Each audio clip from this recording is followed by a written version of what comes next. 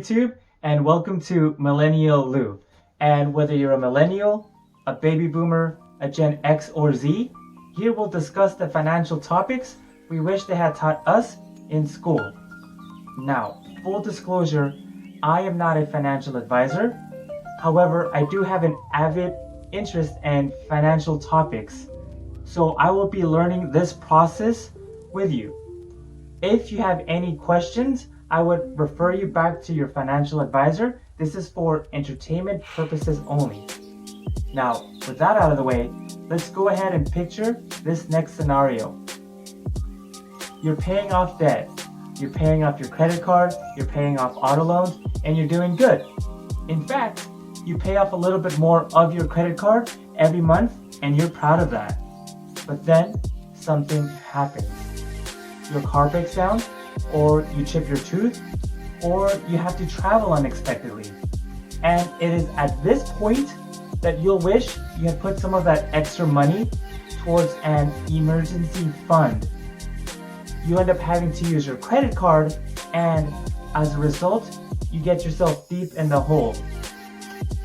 One thing you could have done is applied some of those extra payments into an emergency fund.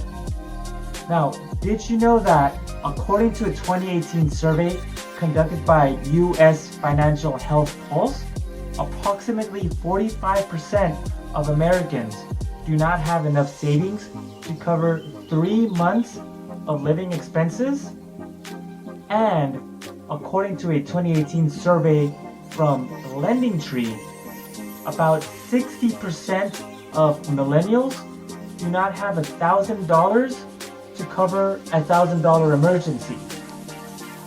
So what are my recommendations?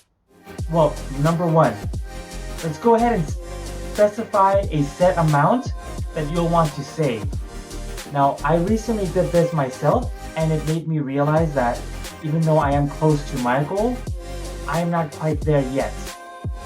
Your emergency fund should be about 3 to 6 months of basic living expenses, such as rent, groceries, utilities, gas, cell phone bill, auto loans, payments, and insurance.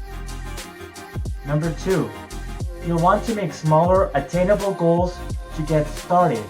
So you can start off with $500 and then $1,000 and then 1 month of expenses, 3 months of expenses, and finally 6 months of expenses.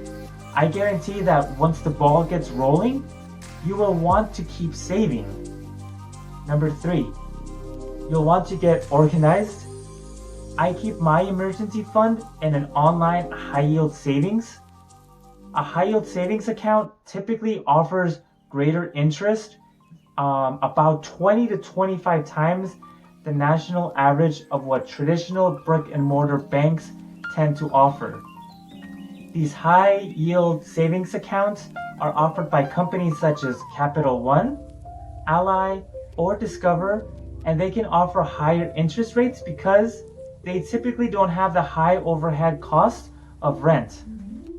Now, I definitely recommend this route as you'll want your fund to be liquid enough to be used in an emergency, but just inconvenient enough that you won't want to be using that money for other expenses.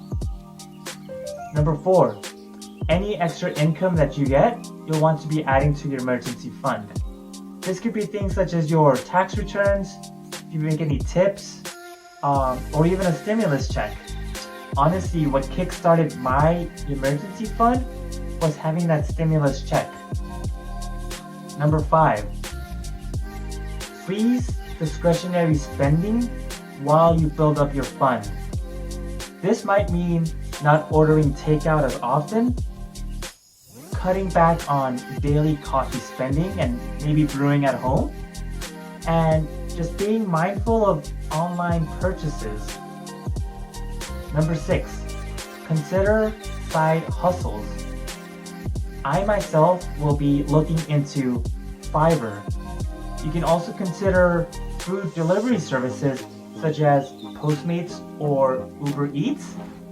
If you have any other suggestions, feel free to comment in the comment section below.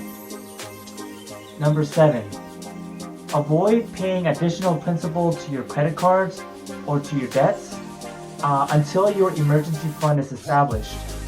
You want to make sure that your emergency fund is the priority.